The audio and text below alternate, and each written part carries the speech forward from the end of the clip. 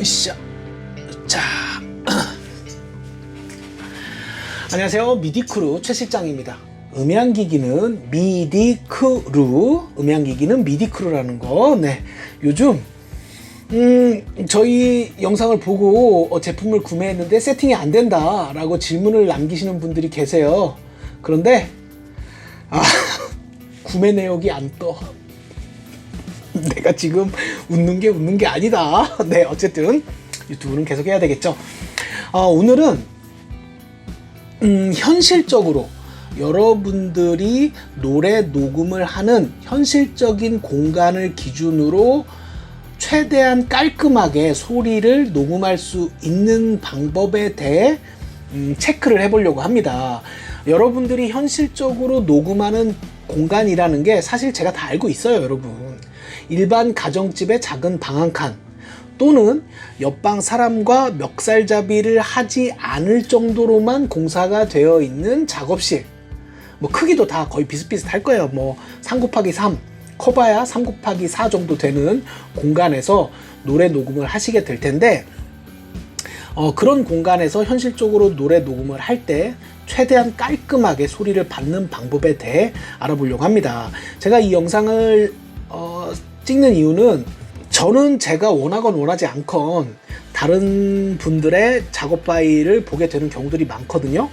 그럴 때 보면 녹음되는 소스 자체가 깔끔하지 못하게 녹음을 했는데, 본인들은 나의 결과값이 좋지 못한 이유는 내가 컴프나 EQ나 뭐 이런 것들에 대한 플러그인 사용법을 잘 모르기 때문에 결과값이 좋지 않다라고 생각을 하시는 경우들이 많습니다. 물론 그런 플러그인을 잘 활용하는 방법도 열심히 공부를 하셔야 되겠지만, 여러분, 노래 녹음, 랩 녹음, 이런 보컬 녹음에서 가장 중요한 것, 가장 선행되어야 되는 건 최대한 깔끔하게 소스를 받는 게 제일 중요해요, 여러분. 심지어는 그런 경우도 많아요. 굉장히 비싼 마이크를 사용하신다고 하는데 그 결과값을 들어보면 이런 퀄리티로 녹음을 할 거면 그냥 20-30만 원짜리 마이크 써도 될 것 같은데 라는 생각이 들 정도로 이 소스를 잘 못 뽑으시는 분들이 너무 많습니다. 네, 그래서 안타까운 마음에 제가 또 여러분들 현실 잘 알고 있잖아요. 그래서 최대한 기본적인 겁니다, 여러분. 기본적인 것이긴 하지만 제가 참 말씀 많이 드리죠. 기본적인 게 제일 중요하다고요, 여러분. 기본적인 것들을 무시하시는 분들이 많아요. 예. 그런데 그런 기본적인 것들이 지켜지지 않은 상태에서 만들어진 소스 가지고 여러분 플러그인 칠을 아무리 덕지덕지 해도 좋은 이 결과값을 만들 수가 없습니다. 네, 그래서 기본적인 거지만 기본적인 게 제일 중요하다. 한번 우리가 체크를 해보도록 하자고요.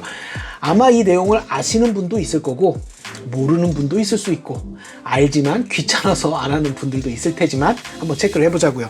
먼저 드리고 싶은 이야기는 컨덴서 마이크는 여러분이 생각하는 것보다 훨씬 예민한 마이크입니다. 그게 어떤 브랜드가 됐건 얼마짜리 제품이 됐건지 간에 컨덴서 마이크는 여러분이 생각하는 것보다 훨씬 예민하고 민감한 제품이에요. 때문에 첫 번째로 여러분들이 하셔야 될 일은 여러분들이 녹음할 공간에서 아주 작은 소리를 만들어내는 요소들까지 전부 찾아서 다 제거를 해주셔야 됩니다. 대표적으로 뭐가 있을까요? 선풍기, 에어컨, 전기장판, 전기 스토브, 그리고 작업실에 많이들 놓고 사용하시는 작은 소형 냉장고, 이런 것들은 녹음하실 때는 전기를 다 뽑으셔야 돼요. 그리고 전기가 불안정한 공간이 있습니다. 이 전등에서 소리가 나는 경우들이 있어요. 그게 전기가 불안정해서 그런데 아마 전등에서 소리가 나는 분들은 모니터 스피커에서도 소리가 나실 거예요. 네. 어쨌든 전등에서 소리가 나는 경우들이 있어요. 지지지지 요렇게 디디디디 요런 소리들. 그것이 해결이 안 된다고 할 때는 녹음을 할 때 전등도 다 끄셔야 됩니다. 이렇게 여러분들이 녹음할 공간에서 여러분들이 생각할 때는 작은 소리이기 때문에 문제가 되지 않을 거야 라고 생각할 수 있는 그런 요소들이 전부 컨덴서 마이크에 녹음이 되기 때문에 최대한 다 제거를 해 주셔야 돼요. 특히 많은 분들이 간과하시는 부분이 컴퓨터의 팬입니다. 팬 돌아가는 소리는 컨덴서 마이크에 녹음이 안 될 거라고 생각을 하시지만 다 녹음돼요. 여러분. 요즘 보면 이 작업용 컴퓨터를, 물론 제가 그 심리는 이해합니다. 우리 음악하는 사람들 다 멋이 중요하니까 이 멋을 추구하기 위해서 이 작업용 컴퓨터에 펜을 굉장히 여러 개 달고 막 LED 등 달고 이 수냉 쿨러까지 하시는 그런 분들 요즘 굉장히 많으세요. 그게 멋으로는 좋을지 모르겠지만 실질적으로 작업을 해야 되는 공간에서는 굉장히 비추하는 컴퓨터가 됩니다. 그 많은 팬 소리들, 수냉 쿨러 돌아가는 소리들, 이게 다 컨덴서 마이크에 들어가요, 여러분.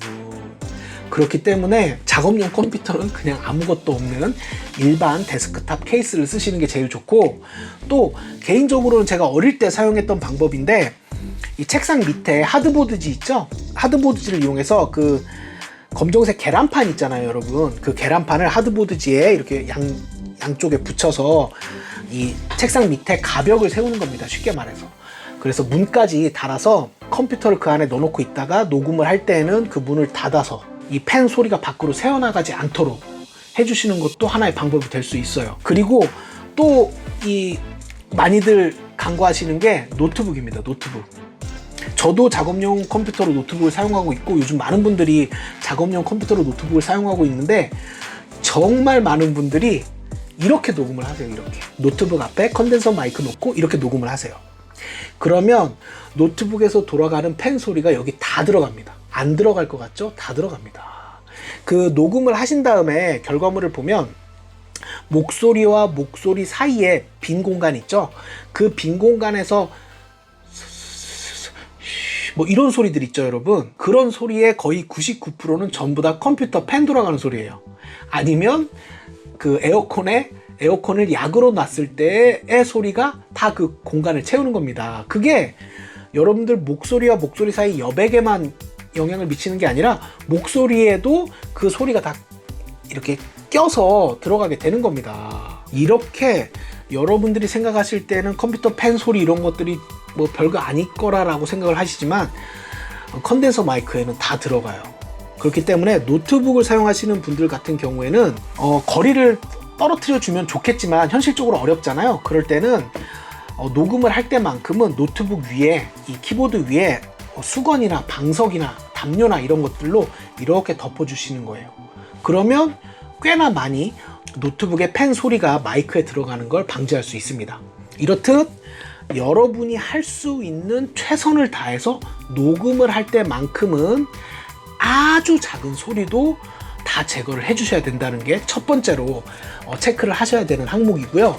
두 번째로, 컨덴서 마이크로 녹음을 할 때는 최대한 데드한 느낌으로 소리를 받으시는 게 좋습니다. 그게 나중에 플러그인 처리를 할 때에도 좋은데, 이런 데드한 느낌이 뭐냐라고 한다면 반사되는 소리 없이 아주 가라앉은 차분한 느낌으로 소리를 받아주시는 게 굉장히 중요해요. 그래서 제가 입버릇처럼 홈 레코딩 혹은 작업실에서 녹음하시는 분들은 리프렉션 필터를 쓰세요 말씀드리는 게 뭐 영업 때문에 그런 게 아니라 정말로 필수품이기 때문입니다. 물론 리프렉션 필터도 미디크루. 저는 만약에 여러분 누군가가 60만원 줄 테니까 마이크 사세요 이러면 전 60만원짜리 마이크 안 사요. 저는 30만원짜리 마이크랑 30만원짜리 리플렉션 필터를 살 겁니다.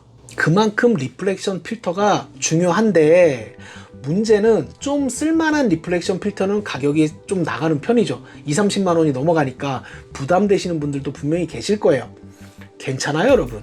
리플렉션 필터가 없어도 이 가라앉은 느낌으로 소리를 녹음할 수 있는 방법이 있습니다. 여러분들이 가지고 있는 방석, 담요, 이불, 겨울철 코트 이런 것들 있죠, 패브릭 소재들. 그런 것들을 이용해서 여분의 마이크 스탠드가 있으면 좋고, 뭐 철사를 이용해도 좋고, 그건 여러분들이 좀 창의력을 발휘해서, 중요한 건 내가 녹음하는 방향 이외에 마이크의 둘레를, 마이크의 이 주변을 그 패브릭 소재로 이렇게 감싸는 게 중요합니다. 예. 이렇게 감싸라는 거 아니에요, 여러분. 이렇게 마이크에 직접 감싸라는 거 아니에요. 이렇게 떨어뜨려서 이렇게 감싸라는 얘기예요. 네. 그렇게 감싸면 이 가라앉은 느낌으로 소리를 녹음할 수가 있어요. 그리고 또 하나 방법은 그건 너무 거추장스럽다, 어렵다 하시는 분들이 계시다면 특히 집에서 녹음하시는 분들, 방 안에 장롱이 있는 경우들이 있죠. 장롱 안에 옷들이 걸려 있잖아요. 그 옷들을 이렇게 갈라서 뒤쪽에 담요 하나 놓고 마이크 놓고 녹음하셔도 괜찮아요. 그래도 꽤나 깔끔하게 소리가 녹음이 됩니다. 또 옷걸이가 있다, 난 옷장은 없고 옷걸이는 있어요. 그럼 옷걸이에 옷이 많이 걸려 있잖아요. 그걸 이렇게 갈라서 틈을 만들어 주고 담요로 뒤쪽 한번 덮어준 다음에 마이크를 놓고 녹음하셔도 돼요. 그래도 깔끔하게 가라앉은 느낌으로 소리를 받으실 수 있습니다. 또 하나 방법은, 이게 보일까요? 안 보일 것 같은데? 이렇게 여러분들 작업 공간이 거의 대부분 직사각형이잖아요. 보시면 이렇게 모퉁이가 있죠, 모퉁이. 직사각형의 모퉁이. 이 모퉁이의 각 코너, 모퉁이 부분에 담요 한 장 대주고, 그러니까 담요를 이쪽 편에 하나 대주고, 이쪽 면에 하나 대주고, 이쪽 면에 하나 대주고, 그 위에 이 계란판 있죠? 아까 말씀드렸던 계란판. 진짜 계란판 아니에요. 네, 계란판을 한 두세 겹 정도 붙여주셔야 돼요. 좀 두껍게 붙여주셔야 돼요. 왜냐면 이 여러분이 생각하는 것보다 계란판의 성능이 그렇게 뛰어난 게 아닙니다. 그래서 한두 장 그냥 담요 없이 계란판을 벽에다 바로 붙이시면 녹음을 하면 그 벽에 튕겨져서 소리가 다시 나와요. 그래서 담요로 이쪽 면 붙여주시고, 그 담요 위에 계란판을 한 두세 겹 정도 이쁘게 여유롭게 넉넉하게 붙여주신 다음에 거기에다 마이크를 놓고 녹음을 하셔도 이 가라앉은 느낌으로 소리를 받을 수 있습니다. 이렇게 내가 제거할 수 있는 모든 잡음 요소를 다 제거하는 것, 그리고 최대한 가라앉은 느낌으로 소리를 받는 것, 이렇게 두 가지만 해주셔도 여러분들이 사용하는 마이크에 깜짝 놀라실 거예요. 오! 내 마이크가 이렇게 좋은 소리를 낸다고? 이렇게 깜짝 놀라실 겁니다, 여러분. 네. 그리고 세 번째로, 이 오디오 인터페이스의 개인값, 이 개인값을 거의 대부분의 분들이 너무 많이 강하게 세팅을 하시는 경우들이 많아요. 제가 이 프로젝트 파일이나 작업 파일을 보면 파형이 되게 크게 소리가 녹음돼야 된다라고 오해를 하시는 경우들이 많습니다. 물론 잘 갖춰진 녹음 부스에서 외장 풀이나 컴프를 이용해서 소리를 여유롭게 받을 수 있다면 파일 크게 녹음하는 것도 문제가 되진 않지만, 여러분들이 현실적으로 녹음하실 때에는 거의 대부분 오디오 인터페이스에 내장되어 있는 개인값을 쓰실 거잖아요.